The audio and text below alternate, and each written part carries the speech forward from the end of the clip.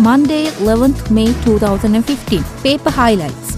First, let's look at the highlights from Daily Mirror. Decision on dissolution this week. President Maithripala Sirisena had informed Janatha Vimukthi Peramuna that the parliament would be dissolved if parties fail to reach an agreement on 20th A by Tuesday. JVP leader Amrakumara Disanayaka said yesterday, the president is to have a complete meeting with all parties on the matter today. Another highlight from Daily Mirror. New laws to safeguard national flag. Regulations pertaining to the national flag will be incorporated to the common law of the country through an act allowing legal action to be taken against those violating it, government sources said. The new laws would target printers and distributors of distorted flags. Legal action will be taken against those who print and distribute these flags, the resources said. More highlights from Daily Mirror. Expedite probe on Siriliya funds. JVP. The Janatha Vimukthi Peramuna yesterday urged the government authorities to question former First Lady Shanti Rajapaksa immediately on the misuse of Siriliya bank account funds. There are allegations of misuse of funds in the bank account of Siriliya program and several persons involved in them have been questioned so far. Another highlight from Daily Mirror. LG elections depends on dissolution of parliament. Amid speculations about a local government election, Subject Minister Karu Jayasuriya said yesterday he would decide whether to go for such an election at this moment or to bring all the local authorities under the special administrative system, depending on the government's position regarding the parliamentary election. The term of 214 local authorities will end on May 14. The government has already announced that their term would not be extended further. Another highlight from Daily Mirror. Government faces financial crisis, difficult to pay salaries, CBK. Former President Chandrika Kumaratunga said yesterday that the present government was facing a serious financial crisis and was even unable to pay public servants their salaries. Addressing a meeting organized by the Sri Lanka Development Officers Union in Colombo yesterday, she said the government was facing difficulties due to the depleted finances of the treasury. Now let's move to the highlights from Ceylon today. Wilpattu controversy. JVP suspects Mana Divisional Secretariat. The Janatha Vimukthi Peramuna expressed doubts on the claims made by Mana District Secretary that they were resettling only those who possessed deeds to original lands which had become overgrown by shrubs during the period of conflicts and was jungle-like now.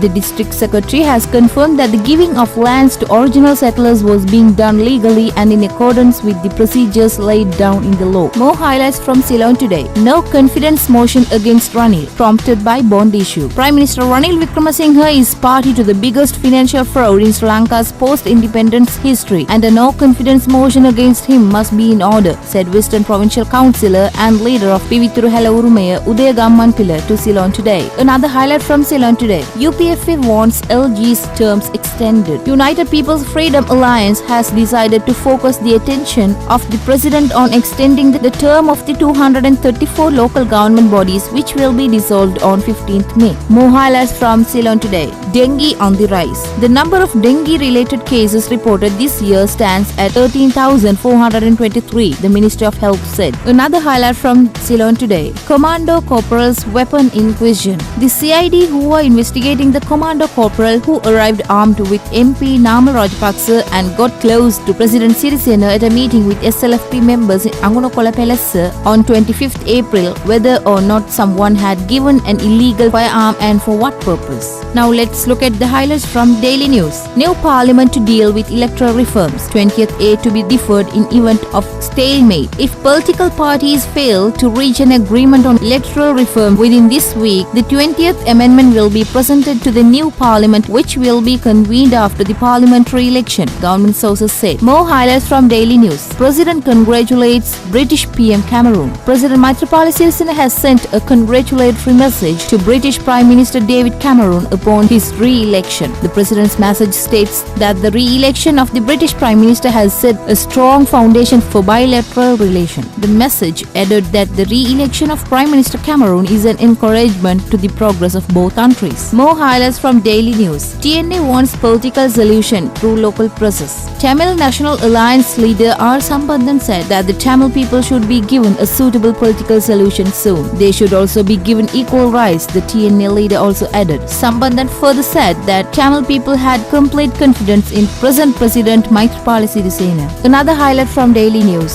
economy bankrupt due to former government's flawed policies. CBK. Sri Lanka's economy has run into bankruptcy due to flawed policies adopted by the previous government, former President Chandrika Bandaranaike Kumaratunga said. More highlights from Daily News. JVP calls for dissolution of parliament. JVP leader Anura Kumara Dissanayake yesterday said that there was no point in conducting sessions of the National Executive Council as the government's 100-day program officially ended last month. More highlights from Daily News. Drunk passenger forces Colombo-bound MAS flight to return to KLIA. A drunk passenger caused a Malaysia Airlines flight to Sri Lanka to make a return to the Kuala Lumpur International Airport late Saturday. MAS in a communique stated that the passenger started harassing the crew members soon after flight MH179 had taken off from KLIA at 11:27 pm. The captain of the aircraft decided to return to KLIA and the passenger was handed over to the authorities upon landing. The plan was to arrive in Colombo at 12:18 am local time. Due to his big body size, the other passengers had to assist the crew in restraining the passenger. We brought you the highlights from today's newspapers and we will bring you more tomorrow.